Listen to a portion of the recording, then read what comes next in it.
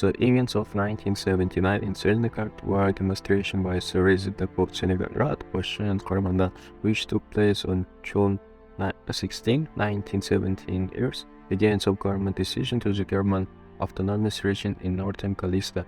The main reason of creating a German autonomy was to prevent the mass deport of Germans to the historic homeland. Moscow thought of creating a new homeland, a German autonomous region in Costa, where some 936,000 Germans lived at the time. The organization of the Democratic Wars after this of the Kazakh SSR, who intuitively didn't support to the idea of creating a German autonomy. According to the former first Secretary of State of the Communist Party of the Coast and the Connive, a similar proposal was put forward by Adilzhan or Andron. It was decided to choose the environmental location in Tselinograd, near Akhmar region, as the center of the future autonomy. Everything was done secretly without taking into account the opinion of the local population and without taking into account the immortal factors that the land of the environmental district had historical significance for Kazakhstan.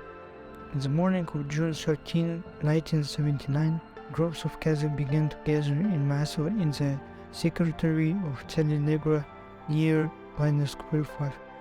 They carried banners with the colors of the Kazakh flag and slogans such as "Invisible" and "No to Go German Autonomy."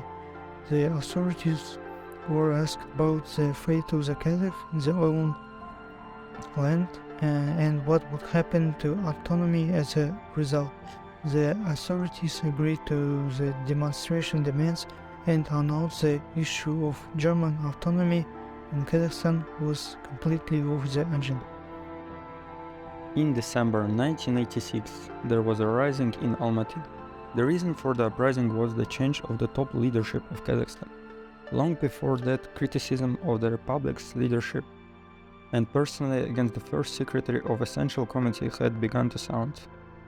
On December 15, 1986, a member of the CPSU Central Committee, Azimovsky, and the first secretary of Juliana's original party committee called them into amateur.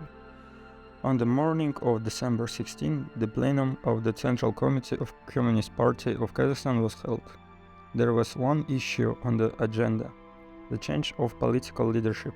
Instead of him hoping for before his election, a person who had never worked in the Republic and was known to the absolute majority of the population was elected. In other words, the head of the Republic was chosen as a person who wasn't connected with Kazakhstan. It didn't take into account the local conditions and it was perceived as an insult of Kazakh people, which caused a spontaneous protest. Young people, there were about 25 to 13,000 of them, came out with slogans like, "To every nation it's our leader," "Long life Lenin's idea," "Rehab for voluntary convergence of nations, not forced," "Down with Calvi," and "We are for the independence of Kazakhstan." Soon, the disturbed assessment of the situation transmitted to the center. Moscow provided the basis for a decision to send special units for eternal traps for the other regions of the country to Alma-Ata. The authorities tried to present the demonstrators as alcoholic and drug addicts. It was necessary to use force against such hooligan crowds hostile to the population. The Tselinograd event in 1979 and the December 1986 uprising in Alma-Ata were both protests against the government policies, but there were some differences between them. The Tselinograd event was peaceful demonstration against the government's decision to create a German autonomous region, while the Alma-Ata uprising was a protest against the appointment of a new leader and demanded his resignation. The Tselinograd protests had fewer demonstrations, mainly teachers and young people, with estimated of 500 to 5,000 participants.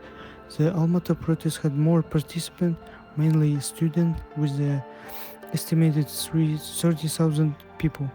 The Tselinograd protest was peaceful, while the Alma-Ata protest turned violent, resulting in 2 deaths, more than 200 injuries, and 1,000 people detained.